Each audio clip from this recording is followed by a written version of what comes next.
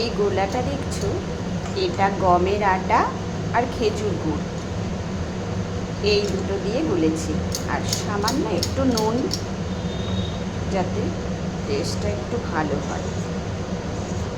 আর এইভাবেই একটা সুন্দর রুটি করে নেব। দেখো,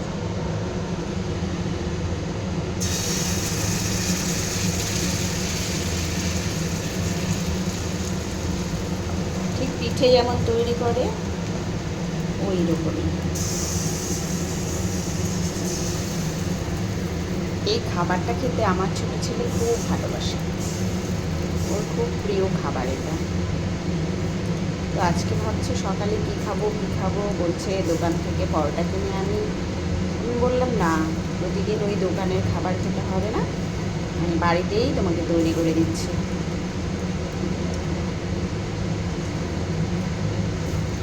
তো বললো বেশ, এটা তো আমার খুব ভালো লাগে,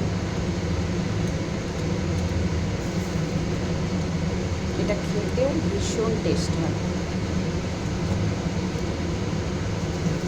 এভাবেই ধীরে ধীরে একটু ছড়িয়ে দিতে হবে,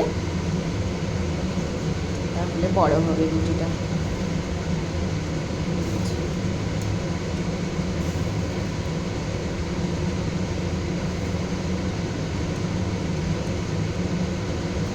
গ্যাসটাকে কমিয়ে রেখেছি এখন। প্রথমে ভালো করে গরম করে কড়াইয়ে তেল দিয়ে, তারপরে গ্যাসটাকে কমিয়ে দিয়ে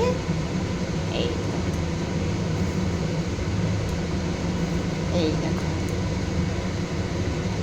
সুন্দর একটা রুটি হয়ে গেল। এটা একটু হতে দিব, একটু গ্যাসটা বাড়িয়ে দিলাম, একটু বাড়া কমা এভাবেই করতে হবে।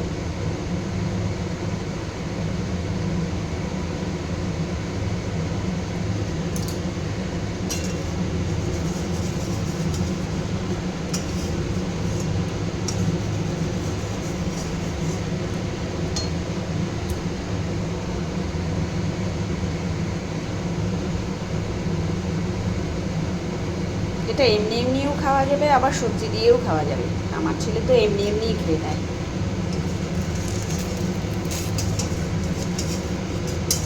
এই দেখো, একটু পেছনটা এইভাবে দেখে নিতে হবে হলো কি না। যাই হোক, আরেকটু হবে, কেন উপরটাও কাঁচা আছে, না হলে উল্টোতে গেলেই ভেঙে যাবে।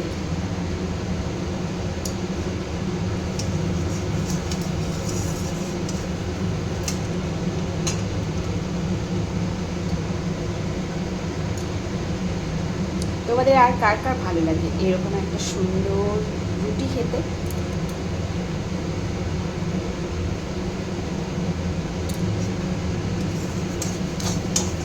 এটা এই দেখো কত সুন্দর হয়েছে পেছনটা। এবার গ্যাসটা একটু বাড়িয়ে দিলাম। এবার ওইভাবে মাঝে মাঝে দেখতে হবে, গুড়ের তো বেশি তাপ হলে আবার পুড়ে যায়, লালচে হয়ে যায়, সেটাও ভালো লাগে খেতে।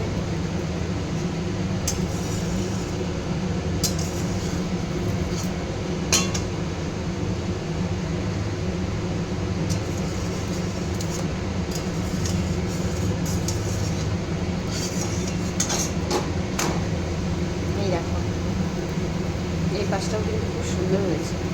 এবার গ্যাসের ফ্লেমটা কিন্তু বাড়িয়ে দেওয়া আছে, আর গোলাটা ঠিকঠাক গুলতে হবে, তবেই একটা এত সুন্দর রুটি সম্ভব। এই দেখো, খুব ঘনও না আবার খুব পাতলাও না।